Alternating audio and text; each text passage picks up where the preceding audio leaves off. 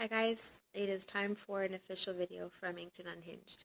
So it is Sunday and I'm having a very nice day, productive, I'm enjoying myself, I'm relaxing, and what I wanted to do today was make a real video. So I've posted a lot of videos lately that are just kind of quick updates. I want to keep my integrity and really continue with the work that I've been doing on Inked and Unhinged because I believe in, spreading awareness. So, uh, there's been a lot of times where I felt in my life that I couldn't talk to others about my mental health uh, because I didn't really know how to explain it to somebody. Or when I tried, it wasn't really coming across very well. And then it got lost in translation, and then I still felt alone, even though I was talking about it. So I understand that those problems can arise when you're expressing yourself or you're communicating and being vocal. So today, what I'm hoping to do is give you a tool that you can use in expressing yourself to somebody who may have never experienced anxiety or depression before. Most of these people just think that it's, a temporary feeling because that's all they've ever experienced.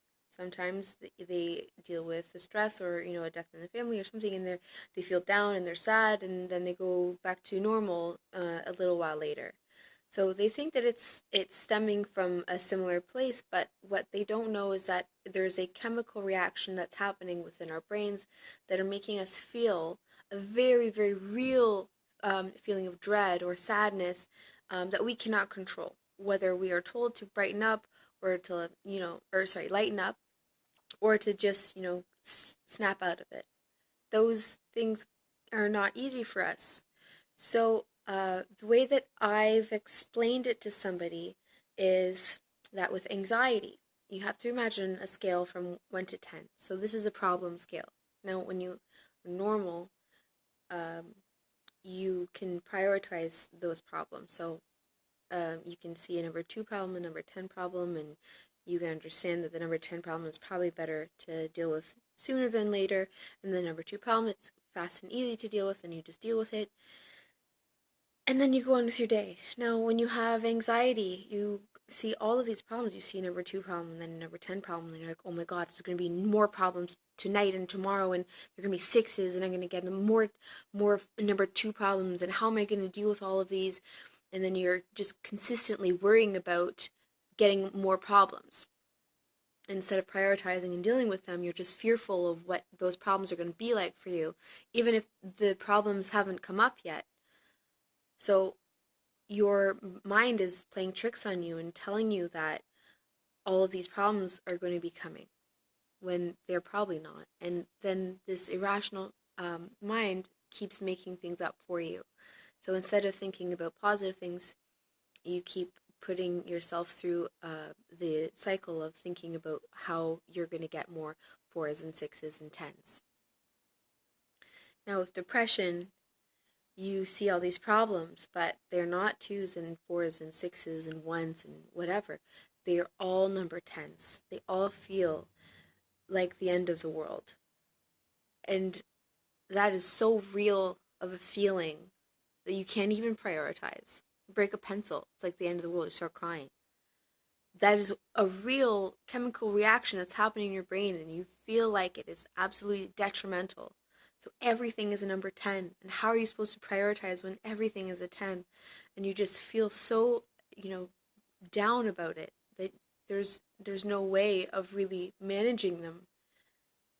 Now, when you have depression and anxiety, it's like everything's a number 10 problem. But then you're constantly worried about all of the other 10s that are going to come up, and how these tens are going to turn into 5 tens, and that those tens are going to turn into more tens, or that you're going to start having to count on a larger scale than 10. You're going to go up to 100, and then you're just fearful of everything, but everything's an end of the world problem. So when somebody cares about you and they ask you how you're doing and they've never dealt with depression before, sit down and have a conversation with them. Say, hey, I'm feeling really awful, and I don't know how to really tell you just how I feel because I don't think you've ever dealt with this before.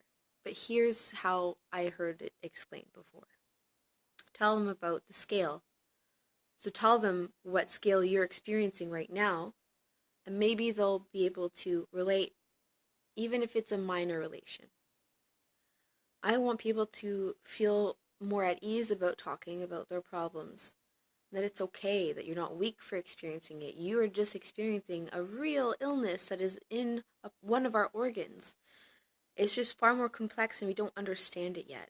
And we're in an age where we're starting to get to learn these things, where there's MRIs and like treatments and all these things that are helping us, but there's still so many taboos and so many negative stereotypes that are being perpetuated by ignorance. So please help spread awareness, even to people who've never suffered from it and who may never suffer from it ever. Help yourself and help others who are experiencing this type of mental illness by discussing it. I hope that this has been helpful and that it'll be a good tool for you. But I would also like to hear what your tools have been and how you've explained it to other people. Please post it below, like this video, and share it to spread awareness. And you never know, you might be able to save someone's life. Thank you very much, and I will see you later. Goodbye.